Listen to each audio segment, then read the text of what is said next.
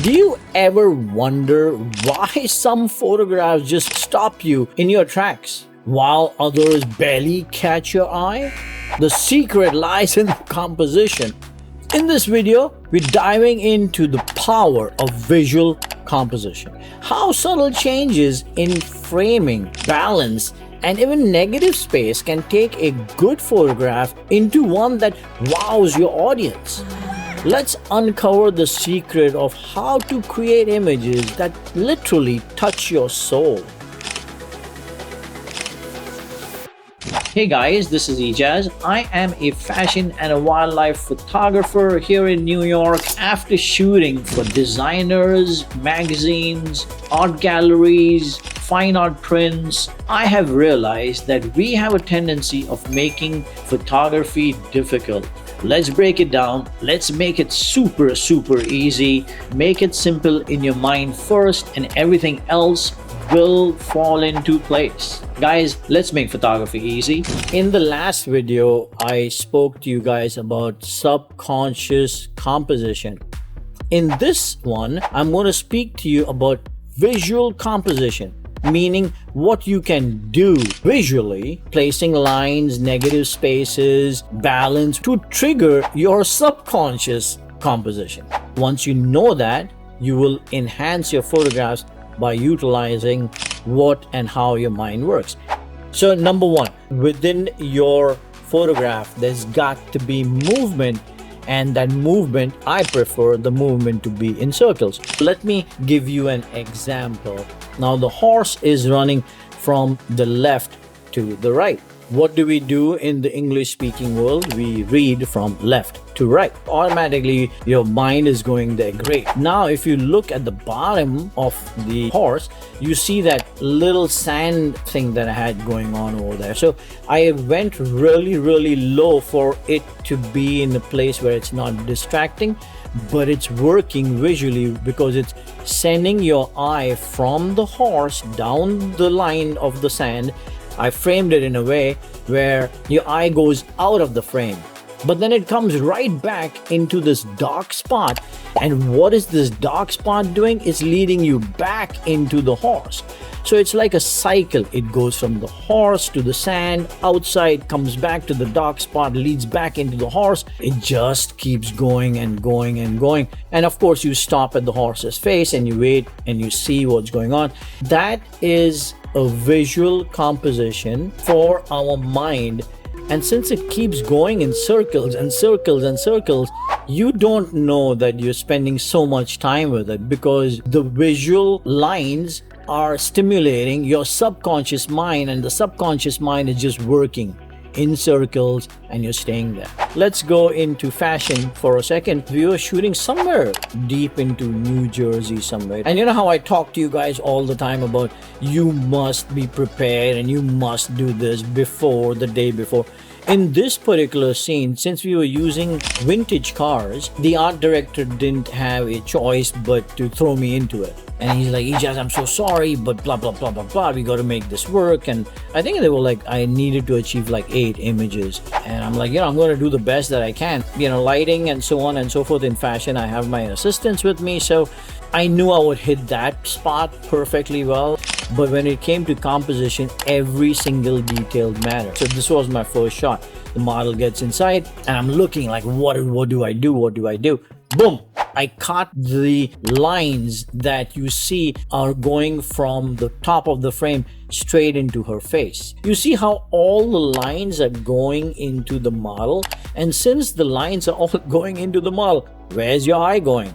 Composition, composition, composition, visual composition. I am directing your eye straight into the model's face. Let's go to another photograph on the motion of the audience's eye within the frame and how you can direct it. So if you look at this image of the bird, I had a choice of different images in post-production, but when I was shooting, this flock took off and I see how the feathers were going in a way. I said to myself, if I take this image, and you can see in this frame how the bird is past my lens. And the only reason why she's past my lens is because I was looking for that sweep, that line that directs you from the left side of the frame into the face of the bird, and then it turns around and throws you out. And once those legs throw you out, what do? You go back to the other wing, the right hand side, and that sends you back into the front. So it's like a cycle. It keeps going round and round and round and round in cycles. It's your job as a photographer to guide your audience in a way where they feel they're looking at more and more and more, because the eye is always in motion. That is the power of motion in your frame. Alright guys, so point number 2 on visual composition: emotional weight on negative space. I don't know how many of you guys have ever been to New York. Oh my god, there are so many people back and forth and back and forth. What am I focusing on, right? So it becomes so much visual fatigue. So what I say in photography, the emotional weight on negative space is so important, because look at this photograph. There's so much emptiness that your eye is straight drawn towards the bear. And it's pleasing, it's calming. I mean, it's a bear, but it's still calm. And the reason why it's calm and peaceful is because there's a lot of emptiness. In this time and age, with so much being thrown at you, Instagram and Facebook and all the social medias, to watch a frame that is empty with just one thing to focus on, people jump on it. People love it. It makes them feel calm. So that is your job to do as a photographer.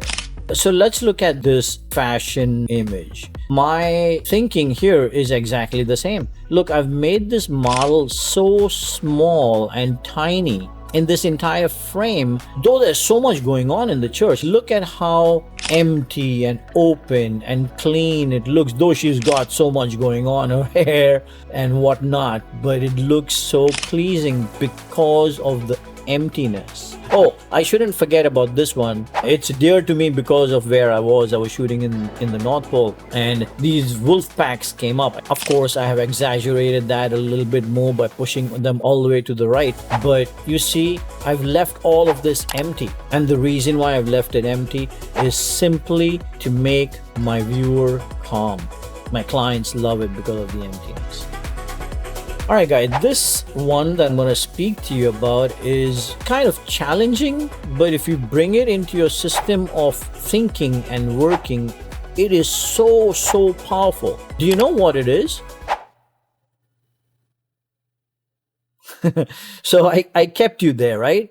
That is what you need to do in the framing. That's point number 3. Incomplete stories. If you look at this photograph, these two monkeys are fighting. Did this guy win? Did the other guy win? Like, who won the game? So that is creating intrigue, and that is creating the interest. So visually, composition wise, if you can capture incomplete stories, you have it. Had I shown the end of this fight in my frame to the audience, would they be that interested? I don't think so. Let me give you another example. So in this particular case, this bird had just landed. It was like a runway, but I wanted the audience to look at the head, because the head was red, everything else was gray. So I thought to myself, if I lead them in with the left hand side and then lead them to the face and then lead them out again and show the legs in motion, it's an incomplete story. It's not such a powerful capture like the monkey, because the monkey is like, oh my god, what happened next? If I had to switch it and make it run to the right, it would be a better unfinished story. Actually, you guys tell me which side looks better, the left or the right. This is another story of a incomplete composition. The eye is going to go to the wing, and then from there it's going to go down to the face, and then from the face it's going to go down to the other wing, and then it's going to go down to the leg. But since that leg is in movement, you subconsciously want to know, hey, what's next? Like, is she taking a step? Is she going to fly away? What is going to happen? So let's talk about the fourth rule. You frame your subject in a way where the audience does not have a choice but to look at your image, right? You frame them, you put them in a corner, so to speak, or you put them in a box, behind shrubs or behind trees. This example I'm going to give you of the fashion shot right here. Though the door is closed, I've still framed my model in a place where your eye goes right there, because everything else kind of disappears. You're going straight. And of course, I've used contrast and so on and so forth to make it enhance that feeling. But you're going right there. You're framing her into the frame of the door. Let's talk about leading lines. If you look at this image of horses in snow, the lines at the back are the trees. I'm sending them down to the horses. Those are lines as well. I mean, there could be lines coming from different directions. Like here in this image, the neck is going into the face, the mountain at the back is going into the face, the jaw is sending the line into the eyes. So everything is leading lines into the horse's face. That is the power of leading lines. Alright guys, so look at this one. You see how the lines are coming from the left, from the back of the mountain into the muskox's body, and then from the body into the horn, and then from into the horn into the eye. That's from the left. Now if you look at it from the right, it's almost the same story. There's a subtle line that's coming in straight into the muskox's eye. Now those are lines I talk about. They don't have to be straight, they can be curved, they can be anything, as long as they're all leading to your subject. They don't come like that all the time. You got to make it happen. And the only way you are going to make it happen is by moving to find these lines. Your subject will come. It's your job to guide your audience. So if you don't do that, you don't get your audience's attention, which is what you want. These are not just common normal rules of third and so on and so forth. They will take time to stick in your brain, and the only way it's going to stick in your brain is if you keep on thinking, practicing. I'll see you guys soon. Thank you.